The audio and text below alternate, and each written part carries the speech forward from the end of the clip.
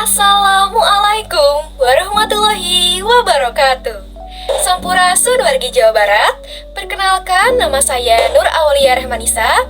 Di sini saya akan menampilkan suatu video pembelajaran mengenai materi tentang menanamkan sejak dini tentang pendidikan anti korupsi. Baik, di sini saya akan memperkenalkan diri saya kembali.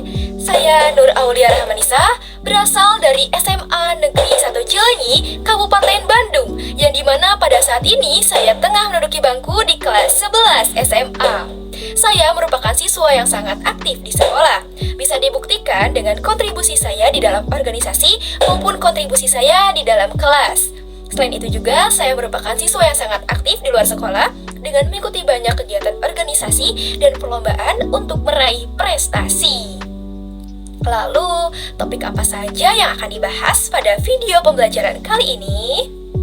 Topik yang akan dibahas pada video pembelajaran kali ini yang pertama, mengenai pengertian dari korupsi. Yang kedua, dampak negatif korupsi bagi bangsa dan negara. Yang ketiga, nilai-nilai anti korupsi. Yang keempat, penerapan nilai-nilai anti korupsi di kehidupan sehari-hari. Dan yang terakhir, ada partisipasi dalam kegiatan pencegahan anti korupsi. Apa itu korupsi? Secara harfiah, korupsi atau corruptio yang berasal dari bahasa Latin yang berarti busuk. Menurut Robert Kierkegaard, korupsi merupakan suatu tingkah laku yang menyimpang dari tugas-tugas resmi jabatan dalam negara, di mana untuk memperoleh keuntungan status atau uang yang menyangkut diri pribadi atau perorangan, keluarga dekat, kelompok sendiri, atau dengan melanggar aturan pelaksanaan yang menyangkut tingkah laku pribadi.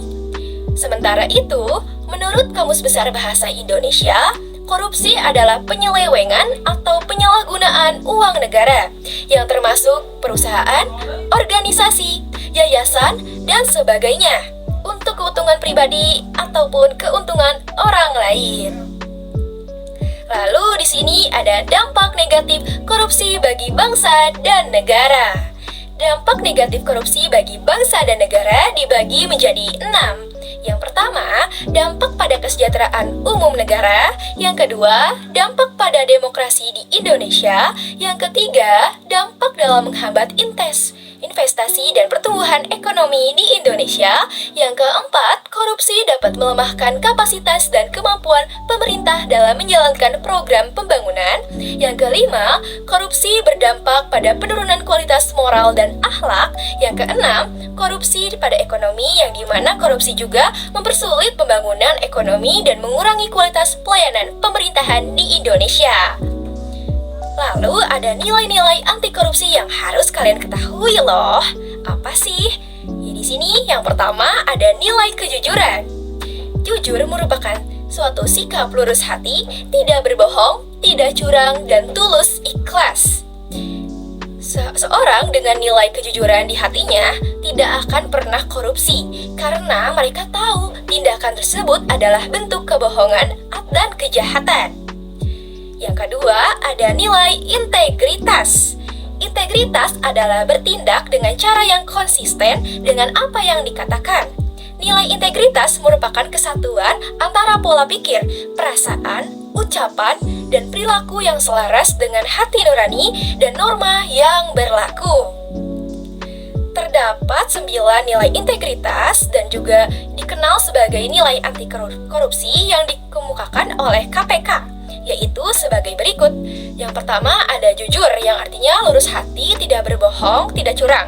Yang kedua, peduli, yang artinya mengindahkan, memperhatikan, atau menghiraukan orang lain. Yang ketiga, mandiri, tidak bergantung pada orang lain. Yang keempat, disiplin, taat terhadap peraturan, baik peraturan yang tertulis maupun peraturan yang tidak tertulis. Yang kelima, ada tanggung jawab, siap menanggung akibat dan perbuatan yang dilakukan, tidak buang badan. Yang keenam, kerja keras, gigih dan fokus dalam melakukan sesuatu, tidak asal-asalan. Yang ketujuh, sederhana, bersahaja dan tidak berlebih-lebihan. Yang kedelapan, berani, mantap hati dan percaya diri, tidak gentar dalam menghadapi bahaya, kesulitan, dan sebagainya. Yang kesembilan, adil, berlaku sepatutnya dan tidak pernah sewenang-wenang. Yang ketiga, ada nilai akuntabilitas.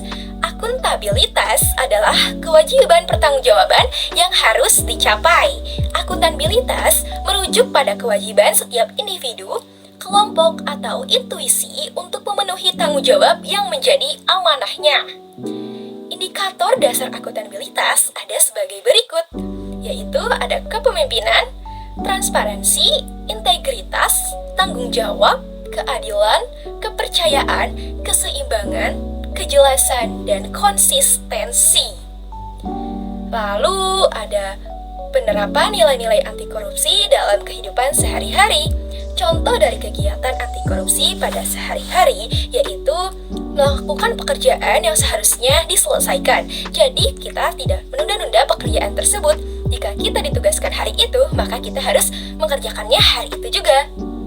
Yang kedua, tidak menyontek atau menyelin pekerjaan orang lain. Jadi, kalian tidak boleh mencontek ya, karena itu merupakan bagian dari korupsi.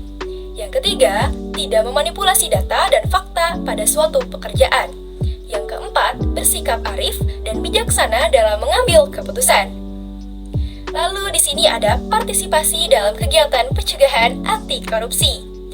Kita dapat berpartisipasi dalam kegiatan pencegahan anti korupsi di lingkungan sekolah seperti dengan ikut ekstrakurikuler dan intrakurikuler yang terancang serta kreatif dan terpadu, dan mengikuti kegiatan-kegiatan positif yang lainnya yang ada di sekolah.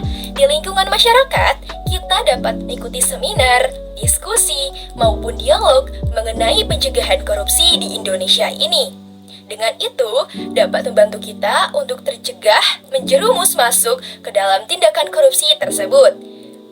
Tentang pemberantasan tindak pidana korupsi itu telah diubah dengan Undang-Undang Nomor 20 Tahun 2001 tentang perubahan atas UU Nomor 31 Tahun 1999 tentang pemberantasan tindak pidana korupsi, yang dimana undang-undang tersebut termasuk ke dalam Undang-Undang Tipikor. Dengan ini, mari katakan tidak untuk korupsi. Belajarlah untuk berperilaku jujur, katakan bahwa benar itu adalah benar, dan katakan bahwa yang salah itu adalah salah. Basmi korupsi dengan kemajuan generasi emas Indonesia tahun 2045. Sekian materi video pembelajaran yang dapat saya sampaikan. Mohon maaf bila ada kesalahan dalam penyampaian yang saya sampaikan. Jika ada yang ingin ditanyakan, boleh saja ditanyakan pada kolom komentar di bawah ini ya. Sekian dari saya, Nur Aulia Rahmanisa, pamit undur diri. Wassalamualaikum warahmatullahi wabarakatuh.